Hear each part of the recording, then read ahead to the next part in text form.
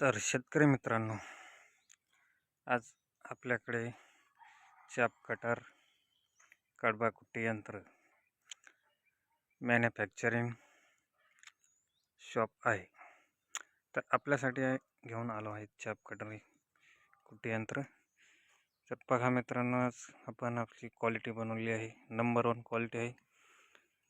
Heavy angle बनवलेला आहे आणि 3 गिअरमध्ये मशीन बनवलेली आहे. कास्टिंग नंबर 1 आहे. प्लेट पण हेवी आहे. तर मित्र,